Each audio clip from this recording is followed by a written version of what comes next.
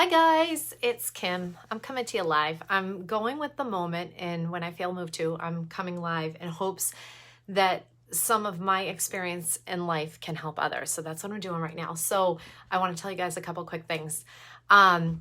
And this was so ironic because you guys saw, I keep hearing that song Over the Rainbow, not the traditional one from like Dorothy. What's that show? This is my like brain trying to pull out the words. Not the ones from The Wizard of Oz, not that Over the Rainbow, but the other version that I posted. That song keeps coming to me a lot this summer, and I'm not quite sure. And I definitely believe in like signs, and I don't know if it's my parents. I don't know what's going on, but I keep hearing that song. And so I posted that picture of me and my grampy from my wedding. We danced to that song in memory of my parents, and I had a smile on my face, and I was super happy that day. And I know there were a lot of people like holding their breath that day in the church and throughout the day, because people are like, how is Kim going to get through this day without her parents? How does she have a smile on her face?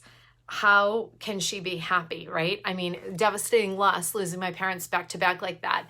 And I had just been on a conference call, and I got off of it, and a friend of mine from Stoneham, Deb, there was a young girl in town that she recently lost both her parents back to back. So Deb put us in touch with each other via Messenger on Facebook. We're actually going to make plans to get together. And she reached back out to me and said, I've been looking at like your Facebook and some of the pictures you posted. And she said, I realized that it's possible through grief to still be happy. I want to say her exact words. All right. I'll actually put them in the comments after this. And so, and I think it's like huge, valuable lesson. And I was like trying to hold back the tears when I read it, because it's so true. So many of us are served such difficult things in life, difficult circumstances that we don't ask for. Like we don't cause them, but they happen to us. But what we have control over is our reaction of how we deal with them. And I'll never forget after, and some of you know my story and some of you might not, but my mom was diagnosed, and I'm sorry, I don't know why I feel emotional today, so I might cry. So sometimes it just hits you when you least expect it, and that's one of those days for me today. But I'm coming live in hopes that I can help someone else. So I can remember, like, we found out that my mother had a terminal brain tumor, and actually my roommate from college, Elise, just lost a friend today from the same brain tumor, a glioblastoma. It's basically, unfortunately, a death sentence. And so there's just like a lot hitting close to home. And I can remember we found out my mother had this brain tumor. My mother was giving up to 3 months to live. And we're digesting this information. My mother had just got home from the hospital, and it was the day before I graduated from college. And I'll never forget, I was at my college campus. We had just gone through like a practice run of our graduation, and I was one of the class officers, so I was talking at graduation that day. I was calling out the kids' names to hand out the diplomas. And one of my class advisors said to me, after we finish here, the practice, I forget what they call it, the practice run of the graduation, we're going to head over to the campus center because someone's over there that wants to see you. And deep down, have you ever almost had a premonition or know that you're going to hear news before you've been given the news? Well, I thought I was going to go over there to hear that my mom passed away. And as we walked, it seemed like forever across the field. I could see my uncle standing there with my sister, and I thought they were going to tell me that my mother passed away. And we got closer, and then he came and met me like almost like halfway across the field, and he's like, it's your dad passed away. I literally had like an out of body experience, and like, I'll be honest, started beating the crap out of him started hitting him and be like, why would you come here and tell me that? That's sick. Why? Like, I was in such, I knew it, but I was denying it, and I didn't want to hear the news, and I didn't want to accept it. And just then my aunt comes around the corner and pushes my mom in a wheelchair, and her whole head's bandaged up. She can't walk. She just had brain surgery. In that moment, I collapsed in his arms, and I realized the truth, the ugly truth of what was going on, that it was reality. And the next day, I went home that night, 2 hours away from college. I went back to college the next morning because my mom and sister and my family all said, Dad would want you to go.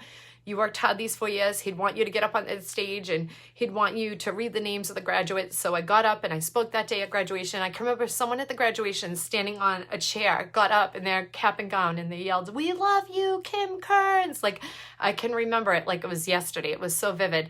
And I had strength and grace that day. And I smiled and I pushed through it. And Shortly thereafter, my mom, we knew she was going to pass. We took like a month-long trip and we went out to California. And we did the whole coast and we zigzagged. We went into Yosemite and then we went into the Grand Canyon, and we kind of just did this back and forth all on the whole western coast of the country because my mother wanted to see it. And my mother shared some news with us about our life that we didn't know. And I'm just an honest person in hopes that it helps other people. So we basically learned that my dad had like a double life. And I remember being so upset and crying. And my mom said, you know what? You can live with this feeling and you can live in pain the rest of your life, but your dad has passed and you can't address this with him. So this is where like forgiveness comes in. Some people have such a hard time with forgiveness that it ends up hurting them instead of the person that caused the pain. And if I could leave you with one message today, whatever it is that someone's doing, usually they're doing it because they're broken, all right? We all are damaged. We're all broken in different ways. We all are sinners in different ways. And if you somehow, some way, if someone has done something to you, that you somehow can release it and forgive it and know that that happened. And I'm not asking you to have repeated behaviors done to you because that's not okay and you have to set boundaries, but recognize that someone's damaged and that they're broken and offer them forgiveness so you can move on with your life, because this life is so short. It goes by so quickly. And I have been able to live a super happy life. I have had so many devastating things happen to me, which a lot of you know, losing my parents back to back, losing my brother-in-law. My sister lost a baby after 3 weeks. My sister suffered a massive stroke. I've had marital problems. Like the list goes on, right? We all have our share of things that our kids put us through, right? That we blame ourselves because it's our fault. But at the end of the day, I'm able to wake up with a grateful heart every day. I'm able to wake up and forgive those people around me because I know it's freeing in what will lead to happiness. And I'm able to live my life every day, even in the hard moments, how I started off this video bawling, and be able to put a smile on my face and be thankful for the crisp air and the sunlight in the green grass, and just try and give thanks for every single thing. Because the more we hold on to anger, the more we hold on to resentment, the more we hang on to those ugly emotions, we are not living a fulfilling life here, and we're wasting our time. And does it mean that you can't have those emotions? No, we're all human. We all have a right to be in that place, but don't stay there. And if you're feeling those emotions, find someone who can like help you come out of it. Because we weren't meant to stay in this place. We're meant to come over to the other side. And if anybody, has anything they're going through and they want to talk, and I'm super grateful that I'm going to actually meet this young lady, of our friend that is a mutual contact. The three of us are going to get together in hopes that maybe I can be an inspiration to her, that you can go through devastating loss and you can have a fulfilling life and can have children and things to celebrate, and your parents can be there with every second, every breath of what you're going through. And when you have pain like that, especially around loss, it means that you had this unbelievable relationship with someone, and that alone is a blessing, because there's so many people that maybe have estranged relationships with people, whether it's a parent, a sibling, and to have loss and to lose someone, and the reason why you're crying is because you had such an awesome relationship that alone is a celebration, because it's something that some people long for, and they have people here living with them. So I just want to teach people that, and I'm not perfect. I'm a sinner. There's things I wish I could do different every single day, or things I could take back, but I'm not going to beat myself up, and I'm going to look forward, and I'm going to know that tomorrow's a new day, and I'm going to wake up with a fresh start and try my best and live with a living heart full of hope and love and grace. And that's what I wanted to pass you guys. And go listen to that song, Over the Rainbow, because it's pure and it's beautiful and it speaks to the heart. And I just wanted to come on and keep it real, because I just wanted to share with you what I was experiencing today, and know that you're not alone and that you're loved and you're perfectly imperfect. Blessings.